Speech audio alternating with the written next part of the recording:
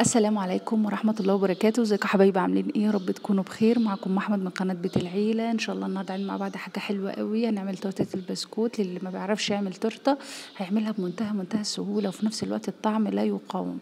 والنهارده هنعملها كلها شوكولاته في شوكولاته. طبعا لعشاق الشوكولاته هتبقى حلوه جدا. لاول مره تشوفونا ارجو دعاء لوالدي بالرحمه. اللهم ارحم موتانا جميعا وجزاكم الله كل خير. هنجيب حوالي بسكوت ساده، اي بسكوت تفضليه، حوالي 400 جرام. خلاص، وهنجيب كوبايتين لبن، دي الموس الشوكولاته اللي احنا هنعمله مع بعض. السكر حسب الرغبه، انا هحط معلقتين لان يعني مش عايزه مسكر قوي. وهجيب معلقتين كاكاو يكون من نوع كويس. تقدري تحطي عليه شوكولاته كمان مجروشه، مفيش اي مشكله، شوكولاته كده تكسريها وتحطيها عليه. وهحط معلقتين كبار نشا.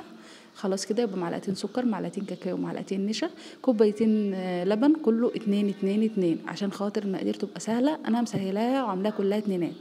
خلاص كده، وهنقلب كله على البارد وبعدين نرفعهم على النار. وبعدين هنجيب بقى البسكوت بتاعنا نكسره كسر عشوائي، مش في مطحنه ولا في كبه ولا اي حاجه، بايدينا كده، لان عايزاه تكسير كبير لحد ما اخلص الكميه كلها. وبعدين ارجع للخليط بتاعي اشوفه، علشان خاطر لازم ايدي تكون فيه، انا موطيه عليه النار علشان خاطر ما ينحرقش خلاص وما يتخنش معاكي. تمام، هقلب فيه لحد ما يتخن معايا ويبقى زي المهلبيه. خلاص، يعني مش تخين قوي ولا تقيل قوي بالشكل ده. وبعدين هنزل، هروح بقى اكون مجهزه الصينيه بتاعتي، يعني عاملاها كده بالبسكوت بالشكل ده. طبعا ممكن اعمل كمان في قاعده الصينيه، وطبعا اي مقاس صينيه انت عايزاه، يعني مقاس مدور، مربع، مستطيل، اللي اي شكل. والخليط نزلت بيه على البسكوت اللي انا كسرته بالشكل ده، ونزلت بيه في الوسط. تمام، انا حاطه البسكوت من جميع الجوانب في الصينيه. خلاص كده، وممكن احطه كمان في القاعده بس مش هتفرق لان هغطي كله بالشوكولاته. عايزه تحطيه مفيش اي مشكله. طبعا ما تنسوش انا حاطه كيس في قاعده الصينيه، او استرتش اللي انت عايزاه. انا حطيت كيس علشان خاطر اللي ما عندوش استرتش.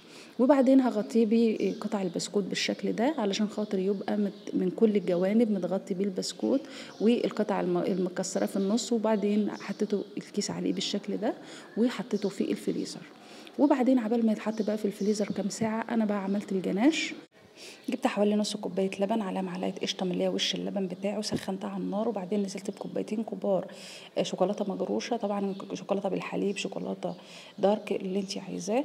وقلبتها كده على سخونيه اللبن بالقشطه لحد ما فكوا بقى معايا بالشكل ده. ممكن تحط قطعه زبده بس عادي، ده اختياري، انا ما بحطش عادي، بس ايه عشان تديها لمعه يعني، بس هو اللمع حلو جدا.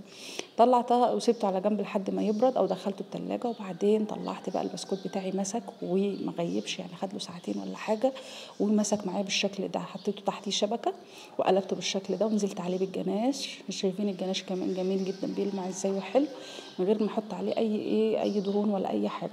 طبعا انا عملت معاكم الجناش باكتر من طريقه اقتصاديه من غير كريمه خالص. هنزل لكم اللينكات بتاعته كلها في صندوق الوصف علشان خاطر اللي عايز يرجع لها.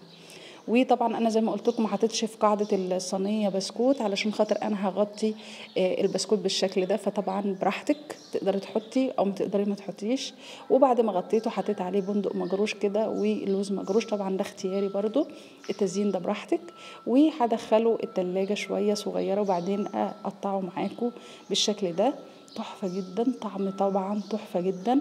والشكل العام محدش يعني يقول ان دي تورتايه بسكوت، هيقولوا يعني طعمها تحفة بجد. هتحس قد ايه طريه ورطبه، والشوكولاته طبعا داخله في كل حاجه. وان شاء الله باذن الله تعجبكم. بالف هنا وبالف شفا. يا رب تكون الحلقه عجبتكم. ان شاء الله انتظرونا في حلقه جديده ووصفه جديده. والسلام عليكم ورحمه الله وبركاته.